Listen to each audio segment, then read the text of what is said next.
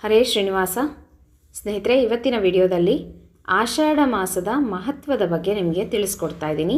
ಇನ್ನೇನು ಆಷಾಢ ಮಾಸ ಹತ್ತಿರ ಬರ್ತಾ ಇದೆ, ಇನ್ನೊಂದು ವಾರ ಸಮಯ ಇದೆ ಅಷ್ಟೇ. ಮುಂದಿನ ವಾರದಿಂದನೇ ಆಷಾಢ ಮಾಸ ಪ್ರಾರಂಭ ಆಗ್ತಾ ಇದೆ. ಅಂದರೆ ಜುಲೈ 15ನೇ ತಾರೀಕಿಂದ ಆಷಾಢ ಮಾಸ ಪ್ರಾರಂಭ ಆಗ್ತಾ ಇದೆ. ಮತ್ತು ಜುಲೈ 14ನೇ ತಾರೀಕು ಮಂಗಳವಾರ ದಿವಸ ಅಮಾವಾಸ್ಯೆ ಇದೆ. ಮಣ್ಣೆತ್ತಿನ ಅಮಾವಾಸ್ಯೆ ಅಂತ ಹೇಳ್ತೀವಿ. ಎತ್ತುಗಳ ಪೂಜೆಯನ್ನು ನಾವು ಅವತ್ತಿನ ದಿವಸ ಮಾಡ್ತೀವಿ. ಮೃತ್ತಿಕಾ ವೃಷಭ ಪೂಜೆ ಅಂತಲೂ ಸಹ ಹೇಳಲಾಗುತ್ತೆ. ಈಗ ಆಷಾಢ ಮಾಸ ಅಂತಂದರೆ ಏನು?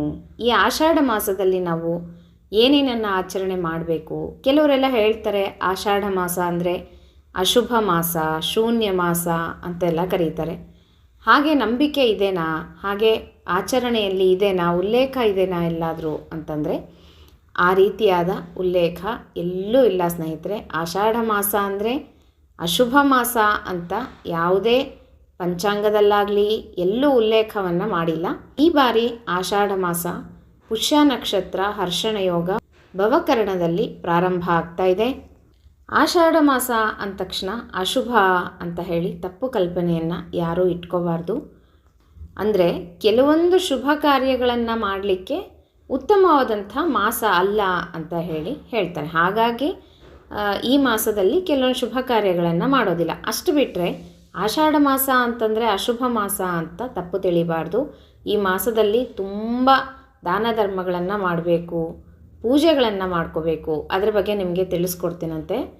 ಒಂದು ವರ್ಷದಲ್ಲಿ 6 ಋತುಗಳು ಬರ್ತವೆ ಸ್ನೇಹಿತರೆ. 2 ತಿಂಗಳಿಗೆ ಒಂದೊಂದು ಋತು ಅಂತ ನಾವು ಕರಿತೀವಿ. ಈಗ ಋತುಗಳನ್ನು ಹೇಳ್ತಾ ಇರ್ತೀವಲ್ವ ಸಂಕಲ್ಪದಲ್ಲಿ, ಹಾಗೇ 2 ತಿಂಗಳಿಗೆ ಒಂದು ಋತು ಚೇಂಜ್ ಆಗ್ತಾ ಹೋಗುತ್ತೆ. ಚೈತ್ರ ವೈಶಾಖಕ್ಕೆ ವಸಂತ ಋತು ಅಂತ ಕರಿತೀವಿ. ಜ್ಯೇಷ್ಠ ಆಷಾಢಕ್ಕೆ ಗ್ರೀಷ್ಮ ಋತು ಅಂತ ಕರಿತೀವಿ. ಈ ರೀತಿಯಾಗಿ 2 ಮಾಸಕ್ಕೆ ಒಂದೊಂದು ಋತುಗಳು ಬದಲಾಗ್ತಾ ಹೋಗ್ತವೆ. ಹಾಗೆಯೇ ಆಷಾಢ ಅಂತ ಅನ್ನೋದು ಚಾಂದ್ರಮಾನದ ಪ್ರಕಾರ 4ನೇ ಮಾಸ ಅಂತ ಹೇಳಲಾಗುತ್ತೆ. ಇನ್ನು ಆಷಾಢದಲ್ಲಿ ಯಾವ ಮುಹೂರ್ತಗಳು ಇರೋದಿಲ್ಲ ಅಂತ ಹೇಳ್ತಾರೆ. ಅಂದರೆ ಶುಭ ಕಾರ್ಯಗಳಿಗೆ ಮುಹೂರ್ತಗಳನ್ನು ಆಷಾಢದಲ್ಲಿ ಇಡೋದಿಲ್ಲ. ಯಾಕೆ ಹೀಗೆ ಅಂತಂದರೆ ಸೂರ್ಯನು ಒಂದು ಮಾಸದಿಂದ ಇನ್ನೊಂದು ಮಾಸಕ್ಕೆ ಒಂದೊಂದು ಮನೆಯನ್ನು ಚಲಿಸ್ತಾ ಇರ್ತಾನೆ ಸೂರ್ಯ. ಈ ಒಂದು ಚಲನೆಯನ್ನು ಪರ್ವಕಾಲಕ್ಕೆ, ಈ ಒಂದು ಚಲನೆಯ ಕಾಲಕ್ಕೆ ಸಂಕ್ರಮಣ ಅಂತ ನಾವು ಕರಿತೀವಿ ಅಲ್ವಾ.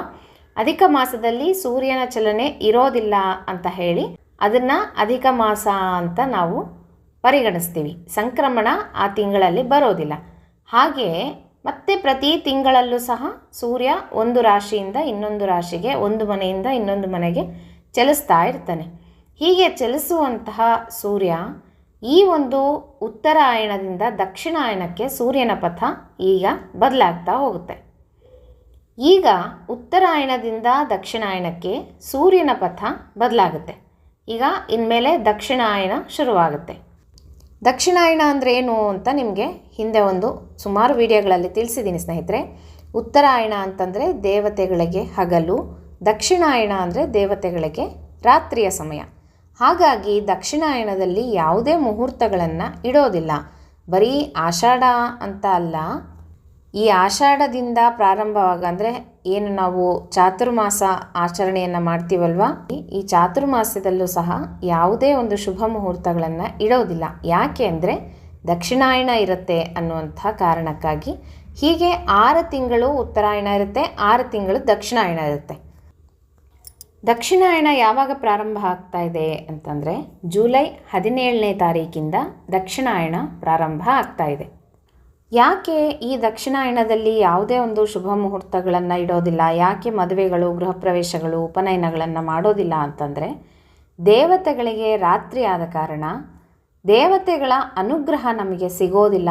ನಾವು ಯಾವುದೇ ಒಂದು ಶುಭ ಕಾರ್ಯಗಳನ್ನು ಮಾಡಬೇಕು ಅಂದರೆ ದೇವತೆಗಳ ಅನುಗ್ರಹಕ್ಕಾಗಿ ಮಾಡ್ತೀವಿ ಅಲ್ವಾ, ಆಶೀರ್ವಾದಕ್ಕಾಗಿ ಮಾಡ್ತೀವಿ.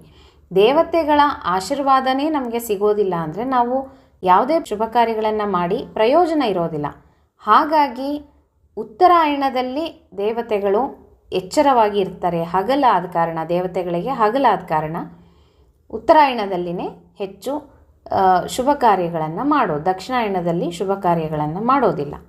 ಇನ್ನು ಚಾತುರ್ಮಾಸದ ಪ್ರಾರಂಭದ ಶುಭ ಸಮಯ ಅಲ್ವಾ. ನಾವು ದೇವತಾ ಕಾರ್ಯಗಳನ್ನು ಮಾಡಿದಾಗ ಅಥವಾ ದಾನ ಧರ್ಮಗಳು, ಪೂಜೆಗಳು, ವ್ರತಗಳನ್ನು ಮಾಡಿದಾಗ ಮತ್ತು ದೇವತೆಗಳಿಗೆ ರಾತ್ರಿ ಕಾಲ ಅಲ್ಲ, ಹೇಗೆ ಅದು ಫಲಿಸುತ್ತೆ ಅಂತ ಕೇಳ್ಬೋದು. ಮಹಾವಿಷ್ಣುವು ಯೋಗ ನಿದ್ರೆಯಲ್ಲಿ ಇರ್ತಾನೆ. ಈ ಒಂದು ಚಾತುರ್ಮಾಸ್ಯದಲ್ಲಿ ಮಹಾವಿಷ್ಣುವು ವಾಮನಾವತಾರದಲ್ಲಿ ಕ್ಷೀರಸಾಗರದಲ್ಲಿ ಮಲಗಿರ್ತಾನೆ ಅಂತ ಹೇಳ್ತಾರೆ. ಆದರೆ ಭಗವಂತ ನಿದ್ರಿಸುವಂತಹ ಸಮಯದಲ್ಲಿ ನಾವು ಭಗವಂತನ ಸೇವೆ, ಭಗವಂತನಿಗಾಗಿ ದಾನ ಧರ್ಮ, ವ್ರತಗಳು, ಪೂಜೆಗಳನ್ನು ಮಾಡೋದ್ರಿಂದ ಮಹಾವಿಷ್ಣುವು ಪ್ರೀತನಾಗ್ತಾನೆ. ನನಗೋಸ್ಕರ ಇಷ್ಟು ಸೇವೆಗಳನ್ನು ಮಾಡ್ತಾ ಇದ್ದಾರೆ ಅಂತ ಹೇಳಿ ಭಕ್ತರ ಮೇಲೆ ಪ್ರೀತಿಯನ್ನು ತೋರಿಸ್ತಾನೆ. ಹಾಗಾಗಿ ಆ ಒಂದು ಚಾತುರ್ಮಾಸ್ಯದ 4 ತಿಂಗಳು ವ್ರತ ನೇಮಗಳನ್ನು ಮಾಡೋದು, ಪುಣ್ಯವನ್ನು ಸಂಪಾದನೆ ಮಾಡ್ಕೊಳ್ಳೋದು. ನಾವು ಅಧಿಕ ಮಾಸದಲ್ಲಿ ಹೇಗೆ ವ್ರತ ನೇಮಗಳನ್ನು ಮಾಡಿದ್ದೀವೋ ಅದೇ ಪ್ರಕಾರವಾಗಿ ಚಾತುರ್ಮಾಸ್ಯದಲ್ಲೂ ಸಹ 4 ತಿಂಗಳು ವ್ರತ ನೇಮಗಳನ್ನು, ದಾನ ಧರ್ಮಗಳನ್ನು ಮಾಡಬೇಕು ಅಂತ ಶಾಸ್ತ್ರ ಹೇಳುತ್ತೆ. ಒಂದೊಂದು ಮಾಸಕ್ಕೆ ಒಂದೊಂದು ಪರಮಾತ್ಮನ ರೂಪ ಇರುತ್ತೆ. ಪ್ರತಿಯೊಂದು ಮಾಸಕ್ಕೂ ಸಹ ಒಂದೊಂದು ಪರಮಾತ್ಮ ನಿಯಾಮಕನಾಗೇ ಇರ್ತಾನೆ. ಒಂದೊಂದು ರೂಪದಿಂದ ಪರಮಾತ್ಮ ನಿಯಾಮಕನಾಗಿ ಇರ್ತಾನೆ. ಹಾಗೆಯೇ ಈ ಒಂದು ಆಷಾಢ ಮಾಸಕ್ಕೂ ಸಹ ವಾಮನ ರೂಪಿ ಪರಮಾತ್ಮ ನಿಯಾಮಕನಾಗಿ ಇದ್ದಾನೆ. ಈ ಮಾಸದಲ್ಲಿ ನದಿ ಸ್ನಾನಕ್ಕೆ ತುಂಬ ಮಹತ್ವ ಇದೆ. ಅದರಲ್ಲೂ ತಪತಿ ನದಿ ಸ್ನಾನ ತುಂಬ ಪುಣ್ಯಕರವಾದದ್ದು ಅಂತ ಹೇಳ್ತಾರೆ. ಮಹಾಪಾತಕಗಳನ್ನು ಕಳೆಯುತ್ತೆ. ಅಂದರೆ ಎಷ್ಟು ಪಾಪ ಮಾಡಿದರೂ ಸಹ ಆ ನದಿಯಲ್ಲಿ ಸ್ನಾನ ಮಾಡೋದರಿಂದ ಪಾಪಗಳ ಪರಿಹಾರ ಆಗುತ್ತೆ ಅಂತ. ಇನ್ನು ಈ ಆಷಾಢ ಮಾಸದಲ್ಲಿ ವಿಶೇಷವಾದಂಥ ದಾನಗಳನ್ನು ಕೊಡಬೇಕು ಅಂತ ಶಾಸ್ತ್ರ ಹೇಳುತ್ತೆ. ಛತ್ರಿ, ಚಪ್ಪಲಿ, ಪಾನಕ, ಕೋಸಂಬರಿ, ನೆಲ್ಲಿಕಾಯಿ, ಉಪ್ಪು ಇವುಗಳನ್ನು ದಾನವಾಗಿ ಕೊಡೋದ್ರಿಂದ ವಿಶೇಷ ಫಲವನ್ನು ಪಡಿಬೋದು ಅಂತ ಹೇಳ್ತಾರೆ. ಇನ್ನು ಮಾಸಗಳು ಹೇಗೆ ಬರುತ್ತೆ ನಮಗೆ? ಚೈತ್ರ, ವೈಶಾಖ, ಜ್ಯೇಷ್ಠ, ಆಷಾಢ ಅಂತೆಲ್ಲ ಹೇಳ್ತೀವಲ್ವ ಮಾಸಗಳು. ಈ ಮಾಸಗಳು ಹೇಗೆ ಬರುತ್ತೆ ನಮಗೆ ಅಂತಂದರೆ 12 ನಕ್ಷತ್ರಗಳಲ್ಲಿ ಪ್ರತಿ ತಿಂಗಳು ಸಹ ಹುಣ್ಣಿಮೆಯ ದಿವಸ ಚಂದ್ರಗ್ರಹದ ಜೊತೆ ಒಂದು ನಕ್ಷತ್ರ ಮಿಳಿತ ಆಗ್ತಾ ಹೋಗುತ್ತೆ, ಅಂದರೆ ಮಿಲನ ಆಗ್ತಾ ಹೋಗುತ್ತೆ. ಆ ತಿಂಗಳು ಆ ನಕ್ಷತ್ರದ ಹೆಸರಿನಲ್ಲಿನೇ ನಾವು ಆ ಮಾಸ ಅಂದರೆ ತಿಂಗಳನ್ನು ಕಳೀತೀವಿ. ಈಗ ಉದಾಹರಣೆಗೆ ಹೇಳಬೇಕು ಅಂದರೆ ಜ್ಯೇಷ್ಠ ನಕ್ಷತ್ರದ ಜೊತೆ ಚಂದ್ರನಿದ್ದಾಗ ಜ್ಯೇಷ್ಠ ಮಾಸ ಅಂತ ಕರೆಯಲಾಗುತ್ತೆ. ಮತ್ತು ಮೃಗಶಿರ ನಕ್ಷತ್ರದ ಜೊತೆ ಚಂದ್ರನಿದ್ದಾಗ ಮಾರ್ಗಶಿರ ಮಾಸ ಅಂತ ಕರೀತೀವಿ. ಇನ್ನು ಕೃತ್ತಿಕಾ ನಕ್ಷತ್ರದ ಜೊತೆ ಚಂದ್ರನಿದ್ದಾಗ ಕಾರ್ತೀಕ ಮಾಸ ಆಗುತ್ತೆ. ಅಶ್ವಿನಿ ನಕ್ಷತ್ರದ ಜೊತೆ ಚಂದ್ರನಿದ್ದಾಗ ಆಶ್ವಯುಜ ಮಾಸವಾಗಿ ನಾವು ಮಾಸವನ್ನು ಕರೀತೀವಿ, ಆಚರಣೆಯನ್ನು ಮಾಡ್ತೀವಿ. ಹಾಗೆಯೇ ಪೂರ್ವಾಷಾಢ ನಕ್ಷತ್ರದ ಜೊತೆ ಹುಣ್ಣಿಮೆಯ ಚಂದ್ರ ಮಿಳಿತವಾದಾಗ ಆಷಾಢ ಮಾಸ ಅಂತ ಹೇಳಿ ಕರೆಯಲಾಗುತ್ತೆ. ಈ ರೀತಿಯಾಗಿ ಆಯಾ ನಕ್ಷತ್ರದ ಜೊತೆ ಚಂದ್ರನು ಸೇರಿದಾಗ ಆಯಾ ಮಾಸಗಳು ಪ್ರಾರಂಭ ಆಗುತ್ತೆ. ಹಾಗಾಗಿ ಆಷಾಢ ಅಂದ ತಕ್ಷಣ ಅಶುಭ ಮಾಸ, ಯಾವುದೂ ಶುಭ ಕಾರ್ಯಗಳನ್ನು ಮಾಡಬಾರ್ದು ಅಂತ ಹೇಳ್ತಾರೆ. ಹಾಗಾಗಿ ಪೂಜೆ ಪುನಸ್ಕಾರಗಳನ್ನು ಬಿಡಬೇಕು, ದಾನ ಧರ್ಮಗಳನ್ನು ಮಾಡಬಾರ್ದು, ಹಾಗೆಲ್ಲ ತಪ್ಪಾಗಿ ತಿಳಿಬಾರ್ದು. ಅಶುಭ ಮಾಸ ಅಂತ ತಿಳಿಬಾರ್ದು. ಈ ಒಂದು ಮಾಸದಲ್ಲಿ ಯಾಕೆ ಶುಭ ಕಾರ್ಯಗಳನ್ನು ಮಾಡೋದಿಲ್ಲ ಅಂದರೆ ಇನ್ಮೇಲೆ ಆಷಾಢದಿಂದ ಪ್ರಾರಂಭ ಮಾಡಿ ದಕ್ಷಿಣಾಯಣ ಪ್ರಾರಂಭ ಆಗುತ್ತೆ. ಹಾಗಾಗಿ ದಕ್ಷಿಣಾಯಣದಲ್ಲಿ ದೇವತೆಗಳಿಗೆ ರಾತ್ರಿಯ ಕಾಲ ಆದ್ದರಿಂದ ಶುಭ ಕಾರ್ಯಗಳನ್ನು ಮಾಡಿದರೆ ದೇವತೆಗಳ ಅನುಗ್ರಹ ನಮಗೆ ಸಿಗೋದಿಲ್ಲ. ಈ ಒಂದು ಚಾತುರ್ಮಾಸದಲ್ಲಿ 4 ತಿಂಗಳು ನಾವು ಮಾಡುವಂಥ ಸ್ನಾನ, ದಾನ, ವ್ರತ, ನೇಮ ಇದರಿಂದ ಅನಂತ ಪಟ್ಟು ಪುಣ್ಯ ನಮಗೆ ಸಿಗುತ್ತೆ. ಅದನ್ನು ಮಾತ್ರ ನಾವು ಬಿಡಬಾರ್ದು. ಇನ್ನು ಈ ಆಷಾಢ ಮಾಸದಲ್ಲಿ ವಿಶೇಷವಾಗಿ ನಾವು ಯಾವ ಪೂಜೆಯನ್ನು ಮಾಡ್ತೀವಿ? ಆಷಾಢ ಶುಕ್ರವಾರ ಲಕ್ಷ್ಮೀ ಪೂಜೆಯನ್ನು ಮಾಡ್ತೀವಿ ಅಲ್ವಾ.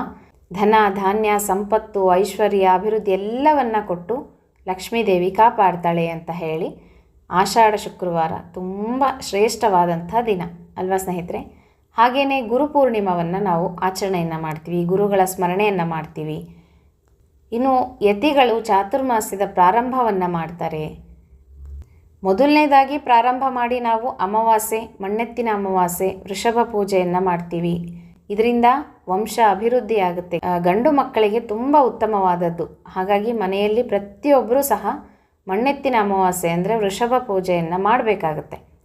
ಇನ್ನು ದೀರ್ಘ ಸೌಮಂಗಲ್ಯತ್ವಕ್ಕಾಗಿ ಅಮಾವಾಸ್ಯೆ ದಿವಸ ಜ್ಯೋತಿರ್ಭೀಮೇಶ್ವರ ಪೂಜೆಯನ್ನು ಮಾಡ್ತೀವಿ ಅಲ್ವಾ, ವ್ರತವನ್ನು. ಹೀಗೆ ಪ್ರತಿಯೊಂದು ಈ ಒಂದು ಆಷಾಢ ಮಾಸದಿಂದ ಪ್ರಾರಂಭ ಮಾಡಿಕೊಂಡು ವಿಶೇಷವಾದಂಥ ಹಬ್ಬ ಹರಿದಿನಗಳನ್ನು ನಾವು ಆಚರಿಸ್ತಾ ಹೋಗ್ತೀವಿ. ವಿಶೇಷವಾಗಿ ಮೃತ್ತಿಕಾ ಆರಾಧನೆಯನ್ನು ಮಾಡ್ತೀವಿ ಅಲ್ವಾ, ಮಣ್ಣಿನಿಂದ ತಯಾರಿಸಿದಂಥ ಒಂದು ಮೃತ್ತಿಕೆಗಳ ಪೂಜೆಯನ್ನು ಮಾಡ್ತಾ ಹೋಗ್ತೀವಿ. ಇನ್ನು ಆಷಾಢ ಶ್ರಾವಣ ಬಂತು ಅಂತಂದರೆ ಎಲ್ಲರ ಮನೆಗಳಲ್ಲೂ ಹಬ್ಬ ಹರಿದಿನಗಳ ಸಂಭ್ರಮ ಶುರುವಾಗುತ್ತೆ. ಎಲ್ಲ ಹಬ್ಬಗಳ ಬಗ್ಗೆ ನಾನು ತಿಳಿಸ್ತಾ ಹೋಗ್ತೀನಿ. ಪ್ರತಿ ವರ್ಷವೂ ತಿಳಿಸ್ತೀನಿ, ಈ ವರ್ಷವೂ ಸಹ ತಿಳಿಸ್ಕೊಡ್ತೀನಿ. ಹಾಗೆಯೇ ಎಲ್ಲರೂ ಆಷಾಢ ಮಾಸದಲ್ಲಿ ಫಸ್ಟ್ ನಾವು ಪ್ರಥಮವಾಗಿ ಮಣ್ಣೆತ್ತಿನ ಅಮಾವಾಸ್ಯೆಯಿಂದ ಪ್ರಾರಂಭ ಮಾಡೋಣಂತೆ. ಇನ್ನು ಚಾತುರ್ಮಾಸ್ಯ ಬರ್ತಾ ಇದೆ. ಏನಾದರೂ ಪ್ರಶ್ನೆಗಳಿದ್ದರೆ ನನಗೆ ಕಮೆಂಟ್ ಬಾಕ್ಸಲ್ಲಿ ತಿಳಿಸಿ, ಯಾವ ವಿಷಯದ ಬಗ್ಗೆ ನಿಮಗೆ ತಿಳಿಸ್ಬೇಕು ಅಂತ ಹೇಳಿ ಆ ವಿಷಯದ ಬಗ್ಗೆ ನಿಮಗೆ ಡೀಟೇಲ್ ಆಗಿ ತಿಳಿಸ್ಕೊಡ್ತೀನಂತೆ. ಇನ್ನು ಚಾತುರ್ಮಾಸ್ಯದ ಬಗ್ಗೆ ವಿಡಿಯೋಗಳನ್ನು ಈ ಹಿಂದೆ ನಾನು ತುಂಬ ವರ್ಷಗಳಿಂದ ಹೇಳ್ತಾ ಬರ್ತಾ ಇದ್ದೀನಿ. ಸಾಧ್ಯವಾದರೆ ಮತ್ತೆ ಹೇಳ್ತೀನಂತೆ. ಆದರೆ ಆದಷ್ಟು ನಿಮ್ಮ ಪ್ರಶ್ನೆಗಳಿಗೆ ನಾನು ಉತ್ತರ ಕೊಡ್ತಾ ಹೋಗ್ತೀನಿ. ಅದರಲ್ಲೇ ತುಂಬ ವಿಷಯಗಳನ್ನು ತುಂಬ ಜನ ತಿಳ್ಕೊಬೋದು.